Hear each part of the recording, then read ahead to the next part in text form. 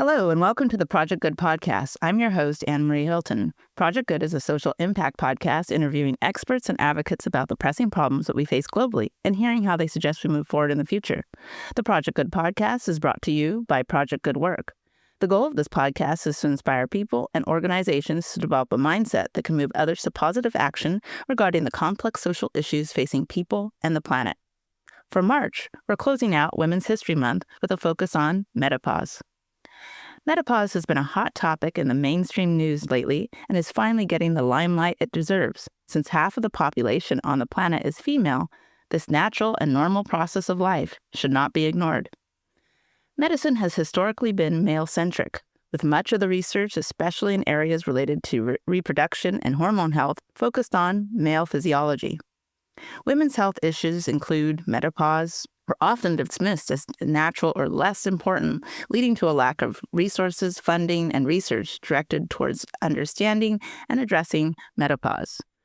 Women's reproductive cycles have often been framed in a way that emphasizes fertility and childbirth as central to their roles in society. Menopause, seen as the end of fertility, is often perceived as a shift away from this core identity, leading to it being minimized or underrepresented in both public discussions and healthcare. Today, I have the pleasure of interviewing Dr. Autumn Backhaus, who's a clinical psychologist who focuses on supporting women and moving from feeling overwhelmed and stuck to feeling centered and aligned with what truly matters to them. Her expertise is women's health across the lifespan. She helps women navigate challenges in fertility, pregnancy, postpartum, parenting, caregiving, career, transitions, and sex. Dr. Backhaus has specialized training in perimenopause and menopause and is particularly passionate about helping midlife women move from surviving to thriving through the important life transition. Let's get into the interview.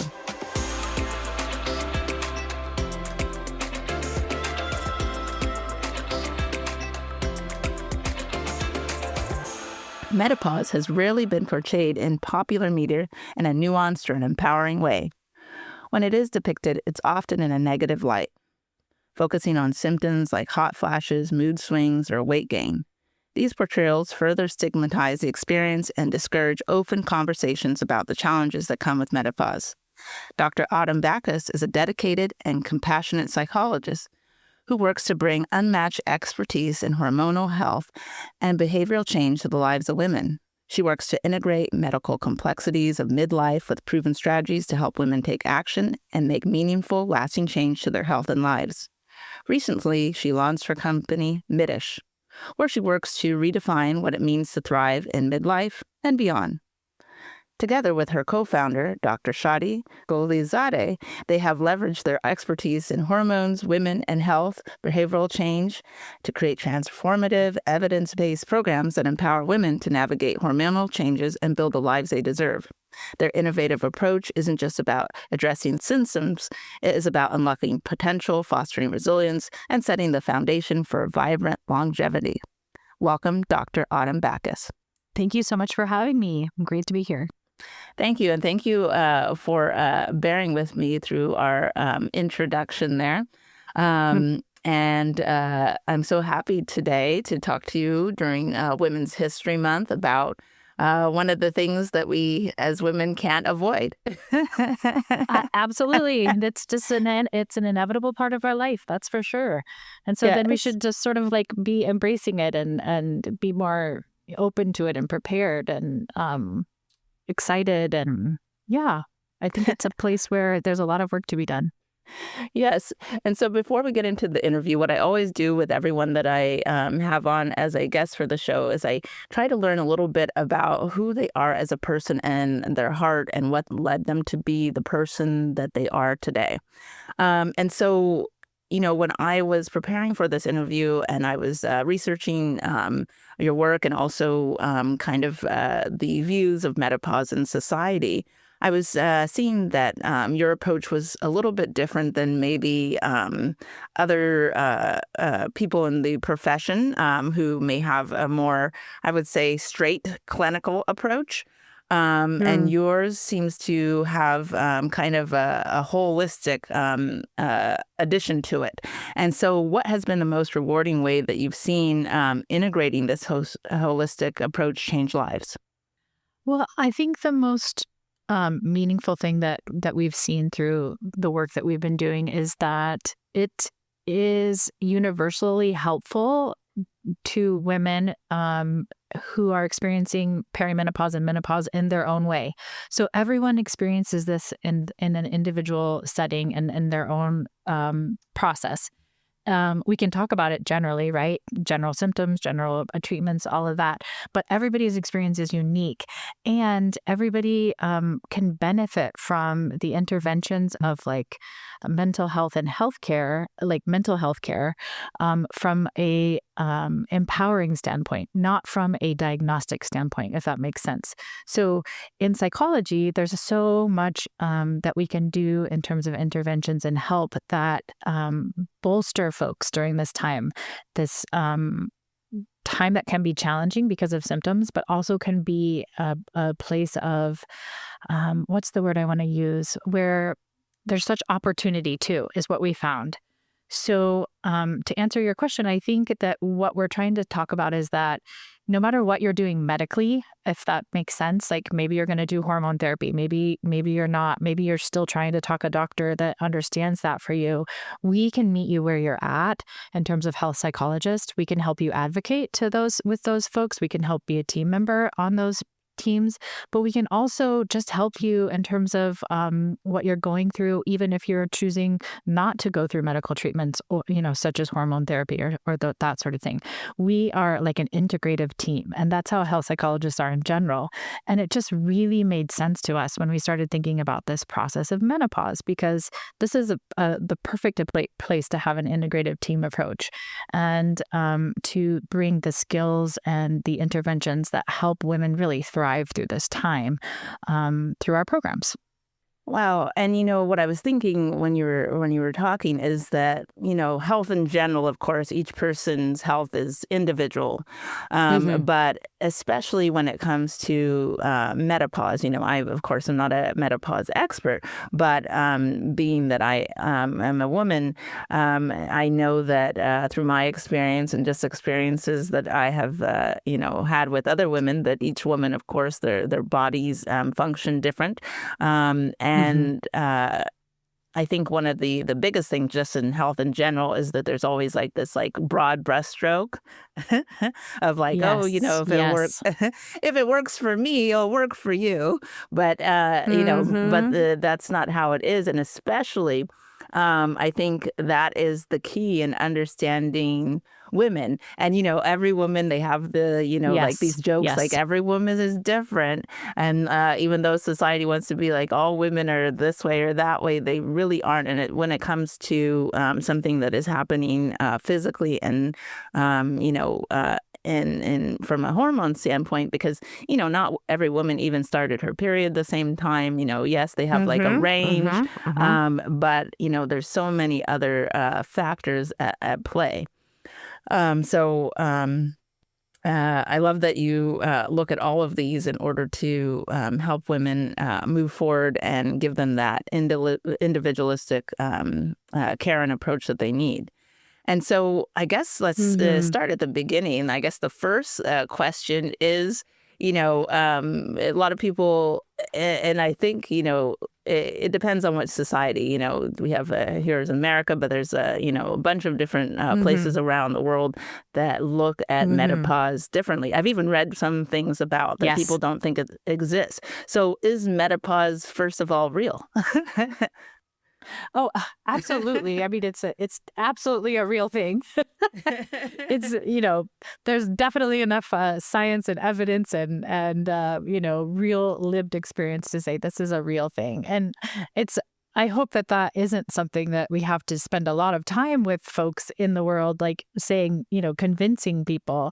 I think that the question itself is an indication of like sort of where women's health sometimes lies in society in terms of thinking about like, well, I think our our medical system, our approach, and I'm speaking specifically more to the US, is very male-based to start, right? So everything, if we think about the way that the healthcare system and just the way that we look at society is like the men are the prototype, right? And then everything from there is sort of compared to that or related to that. And so I loved how in your introduction you said 50% of our population goes through this, right? Yeah, 50%. So we should really be paying attention to this and not seeing it as something that's doesn't exist or isn't normal or isn't a common, normal, natural body experience that women go through. I mean, men go through their own hormonal changes over time too. It's just a different process, right? But there's a reason that we need to give space for women to have this experience, for it to be normalized, for society to accommodate it, if you will. I don't even really like the word accommodate because I feel like, again, that goes back to this idea that like women, like we're if we start from the prototype of men, then we're accommodating. Does that make sense? So I'm like, we just need to look at this as a human experience and that this is going to happen, and we need to have some acceptance around it and some support around it. There is I think you were sort of, I'll let you go to your next question. I kind of like lost my process on that one. Oh, no worries. I guess my next thing is, I guess in that since it is such a natural process, and I don't know from a population standpoint, for age, what the percentages for how many women right now are, at the menopause age. Right. But it's obviously pun intended and none intended. It's a cyclical thing. So cycles going on. People coming and going. It's a generational. Yes, and so women are going through this cycle, and I don't know. It's like give or take, 40 years maybe that you are in this like hormonal cycle thing, give or take, who you are. Yeah. Yeah. But in that, I guess maybe I almost want to say, I think maybe society just doesn't understand women in general. I think you're right. No, 100%. So what I would say is, I think menopause is just an extension of how women's healthcare is, viewed and approached over the lifespan, right? So we know that there is a lot of what do I want to say? Healthcare in terms of women at any point in their lives, at any stage, we know is lacking in terms of the research, in terms of the dedication of money and time and understanding what women go through. There's a reason, that women in particular don't, have we shouldn't have these high rates of mortality from birth, right? From giving birth. We know that women's pain is undertreated generally. We know, like all these places along our lifespan where women are not getting the care and the attention that they should through our healthcare system, it just extends into menopause. And I would say that like there is a movement now, as you said, for menopause to become something that people are paying attention to, aware of, treating appropriately. And there's a lot of work to be done there. But if you think back to like 10 years ago, that's sort of the work that was being done around, getting pregnant, family planning, and then having babies, and then realizing that there's a lot of risk to women. And like women are giving birth to these babies, and then we just focus on the babies, and women get this 15-minute follow-up 6 weeks later, et cetera, et cetera. So I think it's a systemic thing about women's healthcare. And this is just that particular point in time in a woman's life. There's also a lot of cultural components to this that are intersecting, because there's a lot of ageism that is around this idea of menopause. So I think the difficulty that midlife women have is this intersection of sexism, ageism, and then like the menopause piece of it too. And so it is just another component of women's healthcare that needs attention overall. Yeah, as you were saying that, I was thinking that women are, from a cultural and societal context, it made me feel like women are on a conveyor belt, like you're just in the factory. And that's what I started. That's, because I think in pictures. And so I started seeing women on a conveyor belt, like, oh, okay, we got one, we got a girl. Here she is. She's a little girl. Okay, let's, cram her with some information, tell her what she's going to be doing, stamp her with her role. Okay, she reached, puberty. That's good. It seems that things are going great. Right. We did give her some information about that. We do a little education now about that. Like, that's not so secretive. Yes, keep going on your, keep going. Yes. And then she jumps into her, 20s. And, this is supposed to be the way our society portrays it. This is when she's her best, because she looks her best, and, yes, youthful. And youthful. And then, we put the alarms in when she hits her 30s. You're going down. Oh my gosh. When are you going to be pregnant? When are you going to have babies? When's that happening? You're on a time clock. Yeah, you're going down. And then by 40, if you made it and you still look good, people are like, oh, well, you look good for that age. And if you didn't, they're like, well, you're going down anyways. Yes. And that's what it feels like. You captured it. And so I think you captured another part of it. That's the beauty. And yet, women have this, give or take. Of course, there's going to be people that probably arguing, send me comments after I say this, but women have I would say, the most important role on the planet. Because without us, I don't know. I've had to say this like at a few different, not even the same topic, but without us, this place doesn't continue. Yeah. Yes. I mean, it's true. That this is the way that our humanity continues, like literally. So yes, I think you're right. I think the thing that comes to mind for me on the conveyor belt that you're talking about, in terms of menopause specifically, is that at least at the other times, we have been starting to give women some education, like, puberty. Mostly girls are sort of told this is what you can expect, in most places. There's exceptions to everything.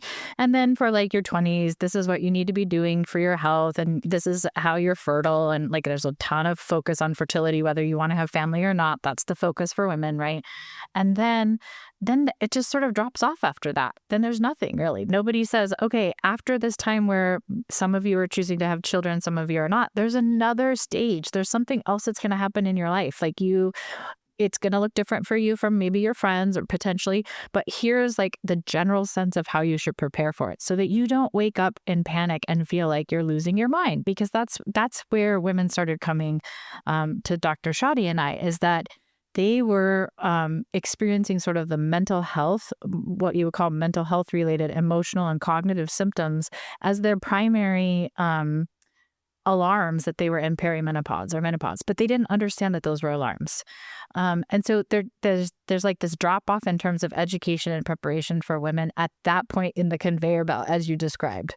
And that's where we first really started helping women, is when they were being referred to psychiatrists and they were really feeling like something was mentally wrong with them. And they thought they were, needed to have a neuropsychological workup because their memory, they couldn't think of words and their memory wasn't right. That's the place where we really need to empower women, is so that they don't go for years, some of these women years, thinking that they have a mental illness when they're just in perimenopause or menopause. And there's something that can be done to help them with those symptoms. Yes, I know the I'll just say losing your mind thing is emphasized. Like they make that, comedy skits and, and it, plays out in the media and, in all different ways. I guess how would you suggest women start, to me, this whole thing is kind of, I have to confess, I get scared about it a little bit, right? Like, because I don't know, because it's so individualistic. I don't know how, it'll play out for myself, my friends, like, am I going to have to go run and live in the woods, Yes. No. like, There's yes, it's scary a little bit because it's like you're waiting yes. for, it's almost, you're going to be The like, oh my shoe to drop. goodness, it's almost like you're waiting for the full moon, the werewolf come out. Yes. Oh gosh. Yes. Oh no. I'm so thankful that you shared that with me, because that's the other piece that I think Dr. Shadi and I are really, trying to help with. So because there is this thing that we experience with women. It's almost like the women in their 30s, the late 30s, 38, 39, right at 40, they don't want to talk about it with us. They're like, I don't even want to go there. Like there's just like this sort of like just don't, I don't, that's too much. It's too scary, whatever. And then there's something sometimes that happens around 40 or 41 where they're like, okay, let's talk menopause. Or like, okay, let's think about this. And I think some of that has to do with, just the ageism components. But I do think that it probably does feel scary to folks that the kind of media portrayal, and even the way that I talked about it, is like losing your mind kind of thing, feels scary to people to think about it coming on that way. But the thing is that it was scary to me in my own personal experience, because I, even as a health psychologist of 15 years, was waking up in panic. This was my experience. I was waking up in sheer panic. I was having panic attacks, and I'd never had panic attacks in my life. I was like, do I need to see a psychiatrist? What is happening to me? What why am I having anxiety all of a sudden? I did not even think of the fact that I was like 42, 43 years old when this was happening, and that it could be related to that. All that I knew was that I did not feel like myself. I kept telling people in my life, I just don't feel like myself. I feel like a shell of myself. Or one minute I feel like a shell of myself, and the next day I feel normal. I have this vivid memory with my partner one day where I think I was even texting him, and I was saying, I feel like this shell of myself. I don't know what's going on with me. Like I just don't feel good. And he was providing support and all that. And then, I don't know, 3 hours later, I actually saw him in person, and he said, well, how's it, and he was being very kind. He was like, how's it going with with your shell? And I said, what? And he's like, you mean your shell? And I was like, oh yeah, I can't even really get in touch with that right now. I don't even feel that. But it was the hormonal changes that I was going through on a daily to hour basis, and still go through. That feeling of like, I don't feel like myself. Now, I want to say one more thing about this, though, because I know it's scary, and those things do feel scary. But if you have this little piece in your mind to say, hey, I heard when I'm in my 40s, like when I start to feel that way, maybe I should look into it. It's not the end of the world. There's a lot of things I can do about it. That's one thing. The other thing I want to share from a personal standpoint, and from things that I've heard from so many women, is that in parallel to these symptoms that can be really challenging, there's also this feeling inside us that's something burning. It's like this, I still haven't been able to capture the right word I want to use for this, but it's like this phoenix in the fire. Like something changes for the positive too. Like there's this strength. I noticed, I read somewhere that, like, I think Margaret Mead is the one who's credited. She calls it a zest. So it's scary, but it's also exciting. It's a change. And I think in some ways, when I talk about it that way, it reminds me of how people would talk to me in some ways about puberty, right? Like, this is kind of annoying, and there's some things that you're not going to like about it, and you're going to have PMS and blah, blah, blah. But it's exciting because, blah, blah, blah. How does that feel when I share it like that for you, for those of you who are like, oh gosh, this sounds scary. I just want to go into the woods. Yes. No, it's been a long time, since I hit puberty, but I do remember, like, yeah, you were, they prepped you, give or take, what kind of school you went to, Mm-hmm. but, they had the little like videos and things like that. Mm-hmm. And, Right. I had the type of mom that, we did like a little celebration or whatever. So Yes, exactly. I think that some parallels could happen. Yes. 100%. Yes. And if you think about the other side, and not to be too like graphic, but like the girls who do not have preparation, who are not given that space to like understand what's going to happen with their body, think about how terrifying that was when they got their first period.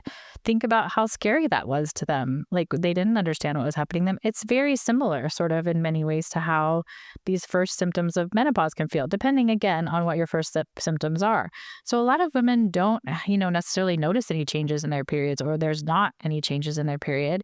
They're not having the hot flashes. And those are the two things that, sort of spark in our minds perimenopause or menopause, not just in our minds, but also in our providers' minds. So you may be going to your doctor in your 40s and saying, I'm just really feeling very anxious all the time and I'm not sleeping. I wake up at 3 a.m. every morning. I've got the, like da-da-da-da. You're telling them those things. They're also maybe missing it because you're not saying things that are like, red flashing light perimenopause. They're just saying things that are like sleep and depression or anxiety.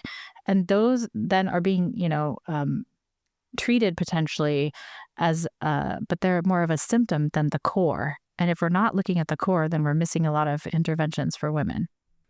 I guess from a personal standpoint, how when people start feeling that these changes are approaching, I would say, I guess if they start to notice them, I'm going to assume that most women have like noticed maybe the sleepless nights or restlessness. I think the hot flashes are always like advertised. So if you have hot flashes, then you're like, darn, I hit it. Yep. That one is pretty clear. Those hot flashes are pretty clear. Or the night sweats, the version of the night version. Yeah. Then you're like, oh, because those have been, really advertised, if you will, in the media. That's the thing that gets a lot of attention. And it gets a lot of attention in your clinical settings too. So it's like reinforced in both ways. But yes, there's so much more that we experience outside of that maybe is being missed. Now, is there I guess, are there, I'm one of those people that like to think about, either eating or exercising or, taking some kind of approach to like get through this. Yes. So, when these things start happening to women, should they, take that time to like reassess, how they are living? I guess we'll start with the diet, because I always think diet is the easiest thing to start approaching first. And then I guess since this is something that you guys specialize with your company Midish, like how should they start, I guess, from just like looking at life perspective, I guess, how we can walk through this, I guess, a little bit step by step from like diet to maybe even like exercise to should they even look at maybe how they change their like career and work? I don't know. I've heard some people get so affected that they can hardly feel like they can function anymore. Yeah. Well, I think there's a lot to unpack there, but I'll kind of start with the lifestyle stuff that you're talking about, like so how would you? Let's start with diet, I guess. Diet. Okay. So I think the way that Dr. Shadi and I really have approached our work, and I think fits in terms of our expertise as health psychologists, is there's two things happening here. So perimenopause and menopause have symptoms related to them. And if we're talking about trying to treat the symptoms, that's one thing. But if we're talking about trying to enhance and improve and our overall health and longevity, that's sort of another thing. They can be related, but I think sometimes we just want to be clear that like, absolutely. Having a healthy diet, having movement in your life that's regular and meaningful, there's plenty of evidence that for midlife women, especially strength training and strength in terms of your movement is important. Those things are like, this time in our life is actually, I find like really empowering, because it's the time in our life to really focus on those if we can, when we can, and with support. Those things, though, are more for our overall health less so for treating the actual symptoms, if this makes sense. So we don't have, there's a ton of research that really needs to be done in this area. We don't have a lot, but what we do know is there's really limited evidence from a couple of strong trials that dietary modifications themselves don't really improve symptoms. So like, and they're always like, especially in the research, like to look at hot flashes too. But they're saying, changing your diet is not going to really change your experience of hot flashes. However, we want to talk about your diet in terms of your chronic disease, because this is the time in your life where it's really pivotal to make to like kind of lay down the foundation for healthy living in terms of longevity later. Because we know that women later in life, this is the time where we want to focus on our bone strength, focus on our cardiac health, and focus on our endocrine health as well, because it sets us up for later in life. Now, here's another thing. This is that I read just because how much your partner could affect you in life. Yes, and yes. especially during this stage, I think it's critical. So this is just some studies that I've read for women, and how their partners can know. Hopefully, everybody has a wonderful partner, but they could bring on chronic disease and different things if the stress level gets too much. And so at this, stage for many women, they've probably been there with their partner for a moment. And so, each of them is dealing with some type of challenge, unless, of course, you married an angel. But a perfect human, perfect human. I don't think so. But there's very far and few in between. And so in finding, I guess, in a partner, how can a partner be supportive so that they don't, take you down? Yeah. No, great question. So how can a partner be there to support you along this journey versus to like be another factor of challenge, right? That's kind of what you're saying. Well, I think the thing to remember about partners is that we have to have some flexibility around it, because sometimes they are going to be amazing and sometimes they're not. And so we can't expect 100% perfection of them. And if we sort of allow for that in our own minds of like good enough, if you will, like this is good enough, I think is generally actually my approach, I think, to life in many ways, because if we get into this perfectionism part about ourselves or about our partners, then we set ourselves up for a lot of disappointment. So I want to just start with that in terms of like sort of grace, as people would say, with our partners and with ourselves is really important in terms of like our just situation in life overall. But what we've found in terms of our work with partners is a few things. In midlife. So one is, like you said, there's kind of a cohort of women who have been with their partner for some time, and this is like a time in life that they're going to navigate together. The other is actually there's a pretty good portion of women that in another cohort that we work with that have transition in their relationship, so that they've had a divorce or a breakup, because this is kind of a time in life where that has happened as well.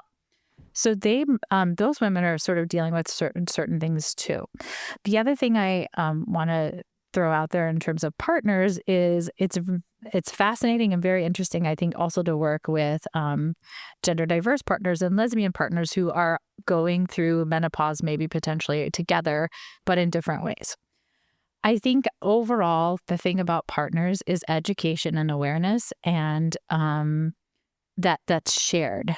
And however it is that you take in information, maybe your partner takes it in a different way. So thinking about how you can get that information to your partner, have them open, have some openness around that to taking it in, some curiosity, some non-defensiveness around this idea of what we're going through. I actually find one of the things that I talk about is maybe even talking about once there's education on board. So let's say both partners understand, okay, this is what it looks like. This is how the hormones go. This is how, it's presenting for you at this time. It also can change because this is a, over several year process. So like maybe in the first few years is a lot of emotional stuff. Maybe in the second few years is more of the hot flashes, whatever. Like it really can change. So again, that flexibility of yourself, of like sort of this idea that we say in psychology of riding the wave. You want to get on the wave and you just ride it. If you try to swim against it, if you try to swim to shore faster, that's where the problematic kind of suffering happens. So this idea of let's ride this wave together. I think sometimes in my work with couples, we've found that like sort of third personing, if you will, the perimenopause as its own being. So like as opposed to it living within, if you will, it doesn't live within the woman who's experiencing it. Because I think sometimes when it lives within, then there is this shame, there's this responsibility, there's this blame that can happen towards the person, but it's not the person, right? It's the experience of this change. So if you kind of make Peri, whatever you want to call him, Peri or Menno or whatever, like this third person that you both talk about together in that way, it takes that, I don't know, the pain sometimes out of it for the woman who's experiencing it. Because if I say it like this, or if my partner comes and says, "Wow, Peri's really having a hard time with the irritability," does Peri? Is there something we can do to help Peri this week? Like, what's going on? Like, I'm here. Do you want to go for a massage? Do you want to go for a walk? What can we do with Peri this week? Right? If you versus, hey, partner, whoa, this irritability you got going on this week is like a lot. Like, what's going on? What are you doing?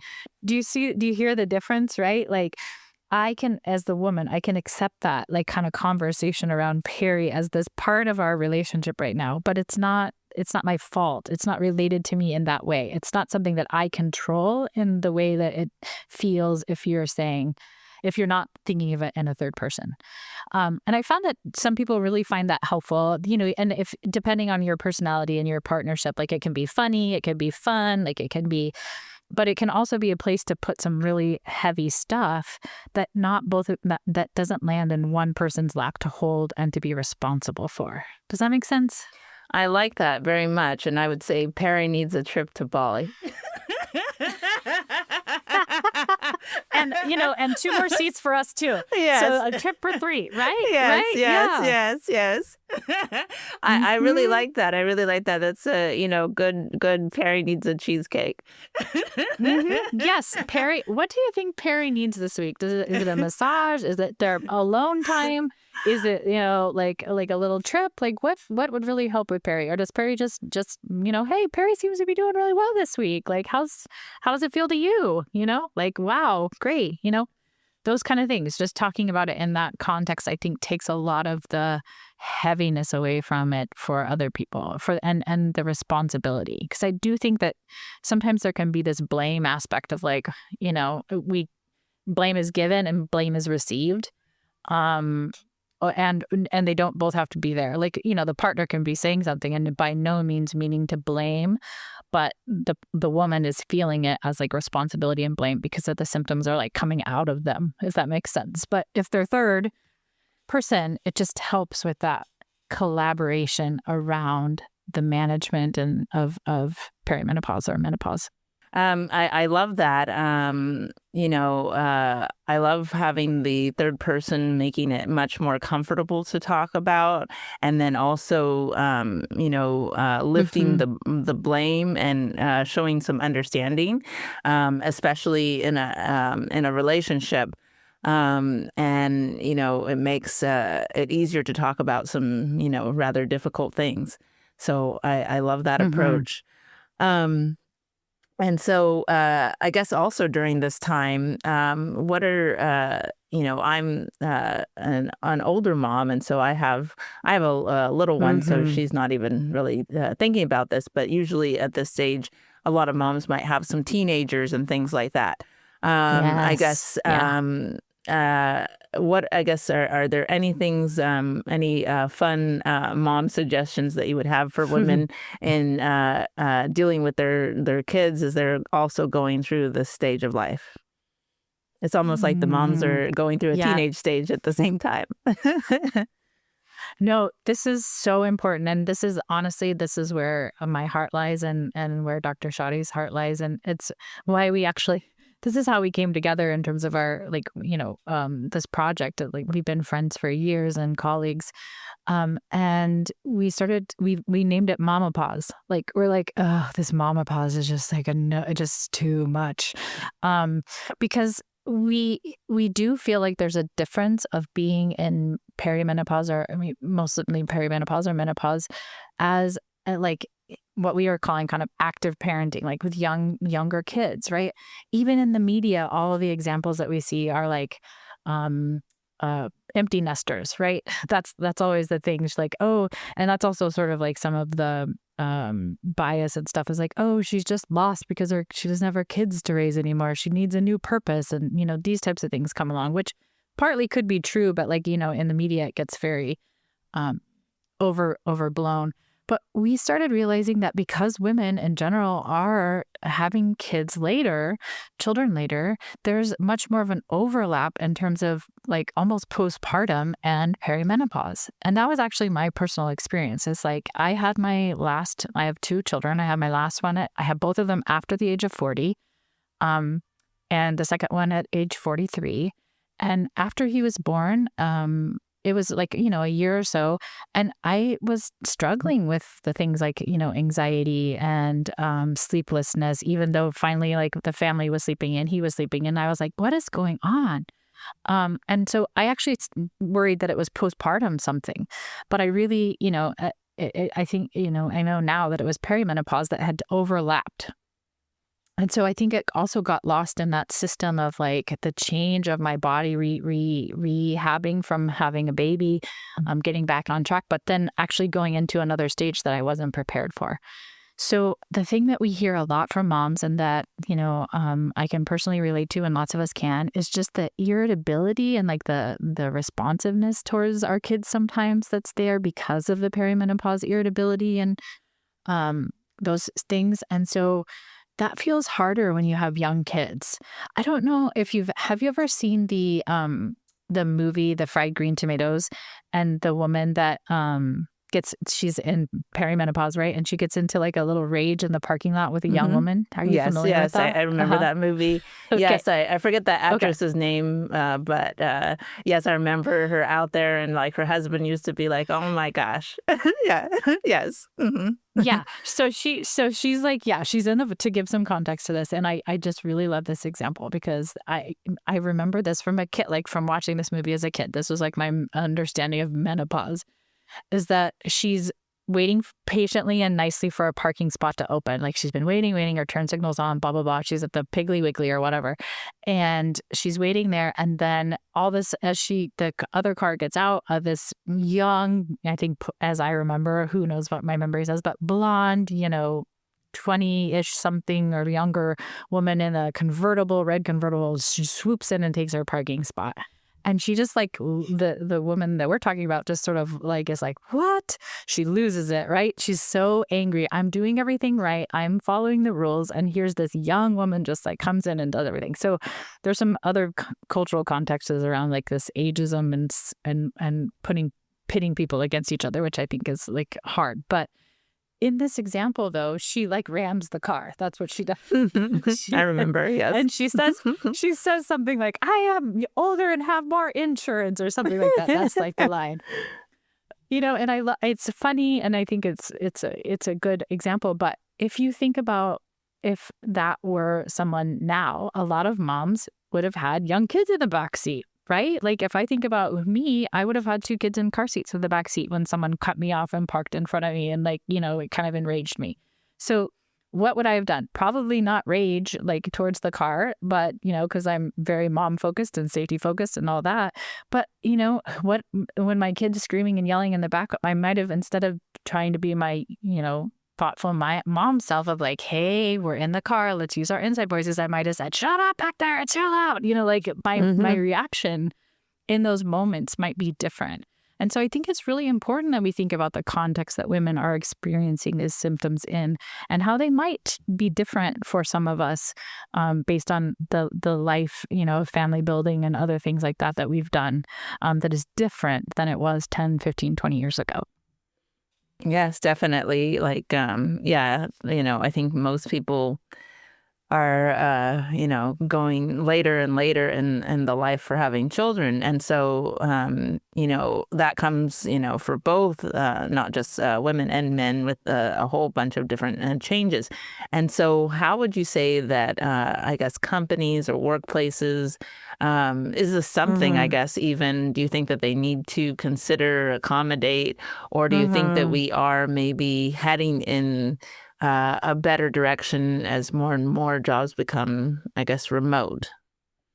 I mean, I think that for me, in terms of employers and employment, like overall, the best thing is just to be like human and family friendly, right? Like the more we can do that as a whole, the company as a whole, not even necessarily like targeting women specifically, although I think women's stuff is great.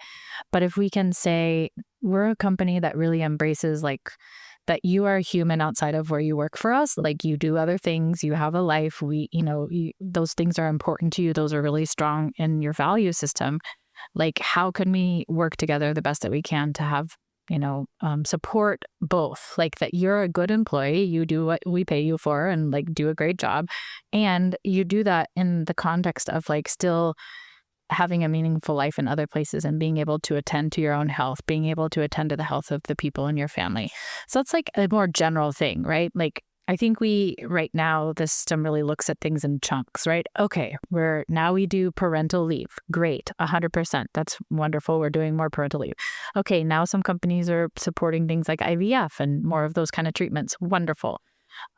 So I think if we could even think of it more globally of like, across the lifespan, people ebb and flow in terms of what they need in their work-life balance or their work-life experience. How can we as employers support that? Do we offer things like you said, like work from home options, flexible work time schedules, the cooling rooms, things like that are just like there to be of support of human life, just in general. Sometimes I feel like if we could just look at like the human project, we when we think about work, we're very much in that capitalistic mindset of like, we do work, we earn money, we keep going. But that's only part of our life, right? And if we can expand it to be a little bit more flexible, I think that's best for everyone's health and I think our productivity as well. Yes. And so do you think, I guess, one of the, just going through an earlier stage, like, for postpartum for women who are breastfeeding, I know for a lot of companies, that used to be like the hot topic, like, do we have rooms for moms who, breastfeed or not?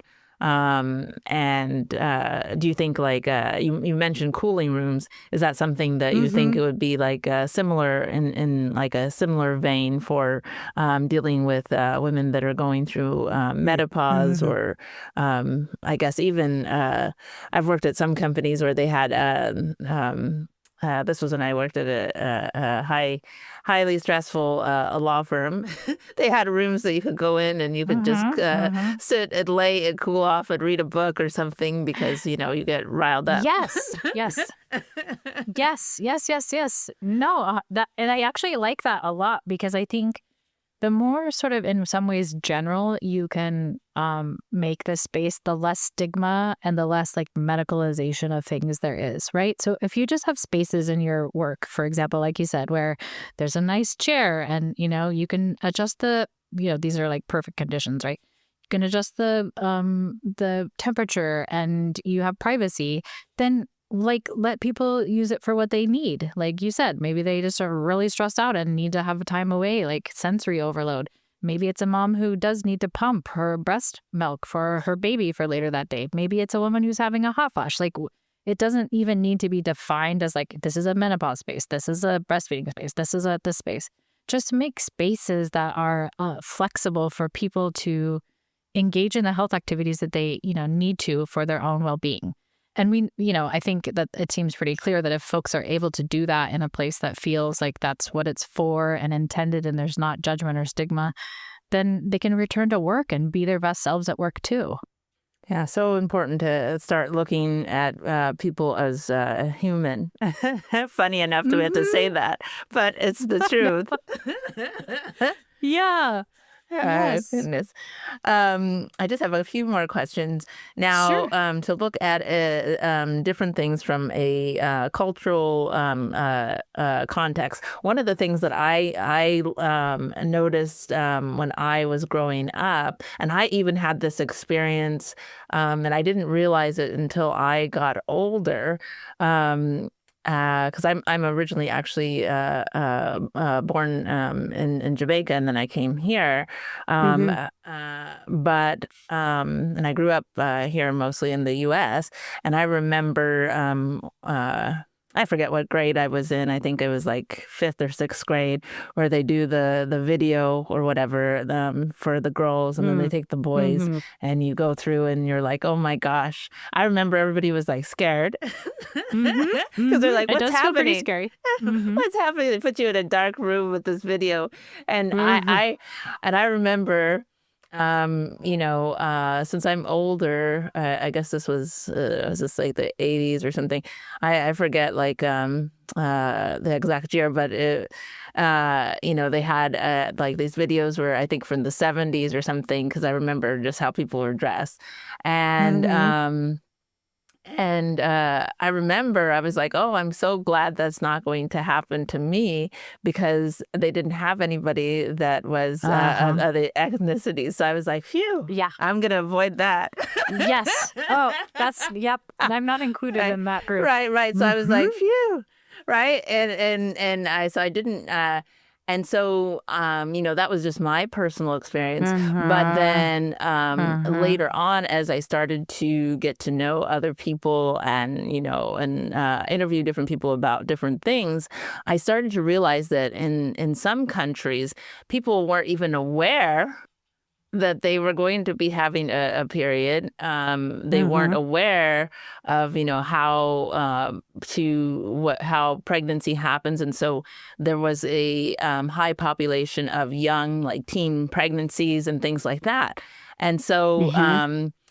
how do we, I guess, get and this is, I guess you would say, my pageant question for you is, how do we start getting other, I guess, cultures or countries, I guess, okay with like letting their female population know that these things are going to happen to them, and get comfortable, because I think it's extremely important.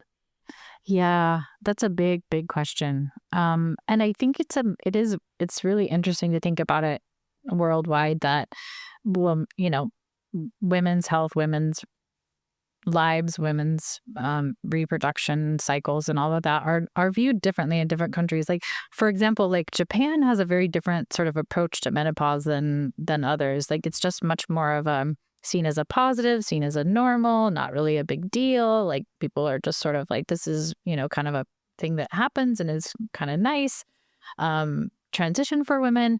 And then there are other countries, like you said, that maybe are even just sort of devoid or lacking in attention for women, or like giving the importance that these things matter and why, not just to society in terms of things like unplanned pregnancies and things like that, but to the interpersonal experience of each girl and woman who has to go through this. Like, it's a lot. Women do go through a lot more changes and adaptations and things with their bodies. And because our bodies and our minds are completely connected, those things are challenging if we don't have guides. I think the way that I think about it is like, our societies hopefully would be set up for intergenerational guidance. But if the generation before us hasn't been guided, then we have to start somewhere. And mentor folks, like this almost guidance and mentor type of an approach. There's something else I wanted to say about that, but I lost it. I think, the other thing I wanted to say about that is, from your experience, is that representation matters. And as I started with this whole thing, is that everybody's experience around menopause is different. And it's important that we try to represent all women in this process, women from different backgrounds, different races, different socioeconomic status. Everybody needs to have a place in this. I think there's, as with anything in healthcare, in our type of society with capitalism and the type of healthcare system we have, is that there is a risk of folks getting care that is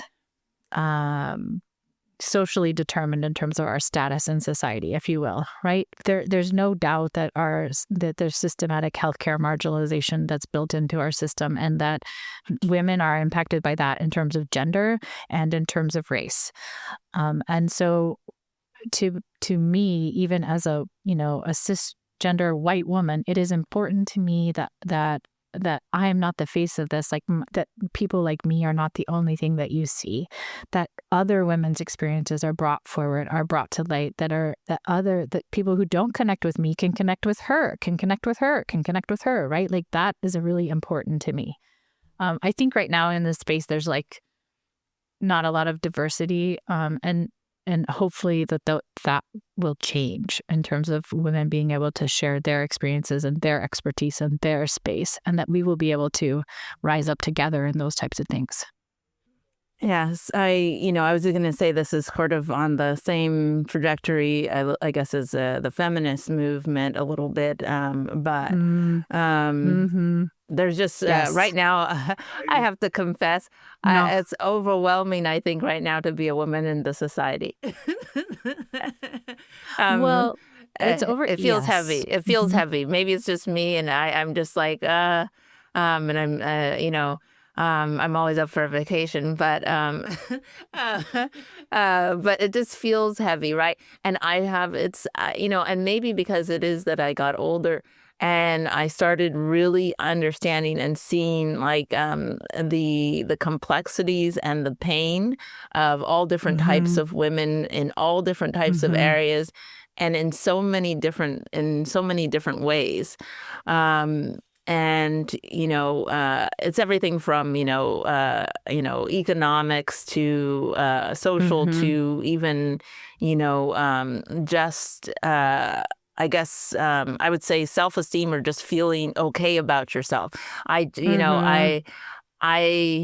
in the last few years, I've just understood things in a whole different complexity, and it just hurt my heart in so many ways, because I could see the pain of women in so many different areas, and feeling, I guess, lost. And that kind of leads me to my final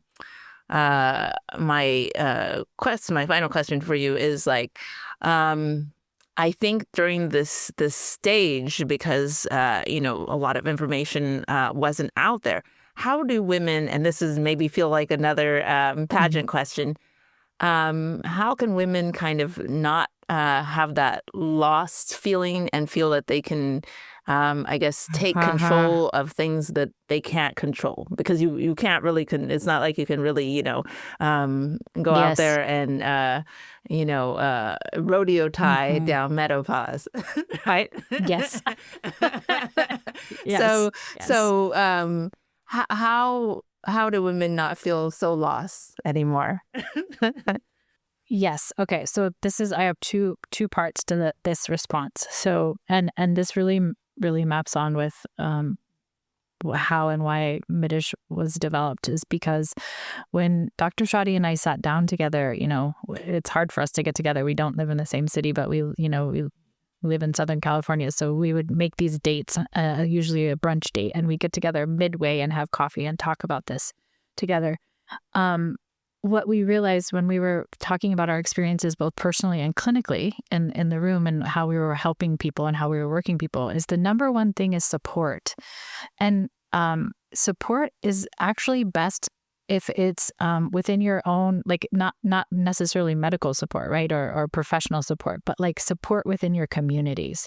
So what's the first thing that a lot of us do when we are like, maybe not the first thing now these days when we're struggling with something, we Google it, right? Or we like try to find like the answers on Google. But then we reach out to somebody that we trust a little bit to be a little bit vulnerable with, and we try to connect with them or we share with them. And that's what happened with us. I don't even remember. I could check my text messages, but at some point I must have told Shadi, like, hey, I'm feeling this way and it's really hard. And she was like, oh my gosh, that's perimenopause, something like that. And then we connect around that and we support one another around that. And the thing is that this shouldn't just be about perimenopause and menopause, because we know that connection with other people, socialization and social connection is one of the leading most important things for longevity and happiness, and not just happiness, but like living longer. So this is a time to like kind of lean into that. And that's what we're trying to do with Medish in many ways, is try to make it a supportive place where people reach to each other and connect with each other. So that's one thing. The second thing I want to say about your question is like, how do we work with this desire that our brains have to control, right? And that is what our brains want to do. And in all cases, but in menopause, we're just like, let me just get a hold of this and like put it in the closet so I don't have to deal with it anymore. Like, let me control it. But what we know is really in most things in life that are outside of our control or have, a limited control. When we're trying to control the pieces that are outside of our control, that's where our suffering actually happens. It's in the action and the approach and the wanting or trying to control it. So if we can give space for something where we say, okay, I have control in these ways, right? I've talked to my doctor. I've started, or let's just give an example. I did start a medication. I am doing my sleep hygiene. I'm doing the things that I know can help me sleep the best. Those are the things I have control over. I don't have control at this point in time now about my irritability sometimes, or about my hot flashes. So the best thing to do is to say, I'm going to let those be on board with me. In my work as a psychologist, there's this metaphor. I use a lot of metaphors. One of the metaphors we talk about is it's called passengers on a bus. And I totally recommend you even Google this. There's videos that can give this. One of them is like an airplane, passengers on an airplane. It's this idea that we all are carrying around with us tough things, tough emotions, tough thoughts, tough experiences in life. And they often are trying to kind of push us in different directions and make us do things, and we're then trying to go back and control them. My mind is telling me all the time, you're not good enough. You gotta stop this. Da. That's a passenger on my bus, if you will. My bus is trying to go in the direction of what's important to me, my values. What is my why? What am I doing this for? I'm trying to drive my bus that way, but I've got all these passengers that are just like, la da da da da. This idea of control is to actually sort of, and I'm, doing this a little bit shorter because of time, but the idea is that these passengers, the more you try to kick them off the bus, the more you try to listen to them and go in the direction that they want to go, the more miserable that you are, the more suffering you're experiencing. So the idea is this idea of letting them be with you, but not engaging with them in those ways. So you can think about it as you're driving your bus and there's this yapping in the background, da da da da, but you're still going in the direction that's important to you. You're not yelling at them. You're not saying, get out, da da da da. You're letting this be. You're having some acceptance around here's going to be some difficult things, but I'm going to keep moving forward even with them.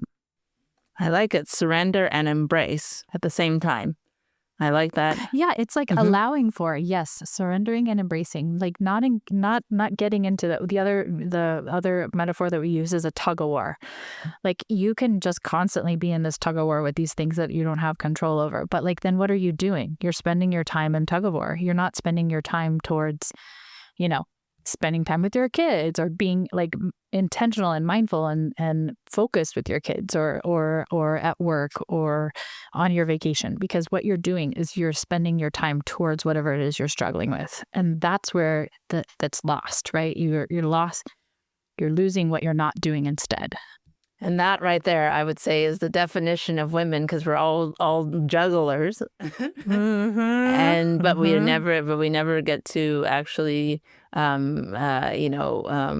in the moment and just say okay for everything else. Quit juggling, women. Yeah, and actually, that's if you don't mind me making a plug there in terms of that, is that mindfulness is a word that has been overused and like not defined so well anymore. It's like too much of a generalist term, but like mindfulness practice is actually one of the things that we know is really can be helpful and meaningful for symptom management of perimenopause and menopause, and also just in general is good for our health, like a true mindfulness intervention.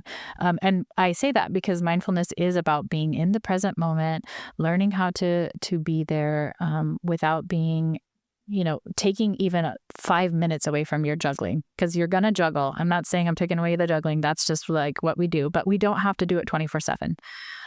We can make space to like actually look our kids in the eyes when they're telling us something and be present with like what their little face looks like when they say like, hey, watch me do this, versus, but it takes intention and it takes a little practice, but it's so meaningful in our life to be able to do that, to hold space for those things. Even brief moments in our day add up to really refreshing and regenerating us, and like kind of going into that spark that I talked about earlier. Yeah, and I like it. I've that's one of my personal biggest hurdles is always being present. But when I find that I can do that, I feel so calm, because then I'm like in that moment, I don't have any troubles. Yes. It's a practice, and it's absolutely something that we help women do in practical ways. So we are not about like, okay, let's sit and meditate together for 2 hours and do that. Like, no, that'd be great probably, but no, we're teaching folks how to actually incorporate this into their lives in small, meaningful ways. So the other thing that we know about health from health psychology standpoint is we can't just tell women what to do. Like, they already have heard that a million times. You need to lose weight. You need to be more healthy. You need to, take down your stress. That's not helpful just to be told that. That's where we come in and we can say, okay, what is it that you want to do? What is it that is your why, your goal? Let's break it down into a place that's actually doable, that's meaningful, that we can accomplish, and take it in steps and help you look at your own personal barriers that might be getting in the way to success with that. And so we help women make it doable for their own experience of like what they want to do, not necessarily what somebody told them they should do or whatever, because it has to come from within you. There has to be a place in you that says, this is why, this is my value around why I want to change my diet, and I want to start. And okay, I want to have a healthier diet. Okay, but what does that mean, right? We need to break it down. Well, I don't drink water at all. Okay, well, should we start there? What feels good to you? Where do you want to start? Let us help you support that. What gets in the way of you drinking water? How can we incorporate it, right? Like, so that's the pieces that I think women can benefit from, help and supportive environments with each other, with guidance from folks who know how to kind of think about these in meaningful and approachable and achievable ways. I love it. Thank you, Dr. Backhaus, for your time and insight. To learn more about Dr. Autumn Backhaus, go to mymiddish.com, spelled mymiddish.com, or you can find her at connectandgrownow.com. If you have a passion for an unserved community, a social justice problem, or want to change minds, contact Project Good Work at projectgood.work to start your project of change today. Subscribe to our mailing list at projectgood.work/subscribe to get our episodes and blog articles sent to you each month. To our listeners, thanks for tuning in to Project Good, where we're focused on what matters.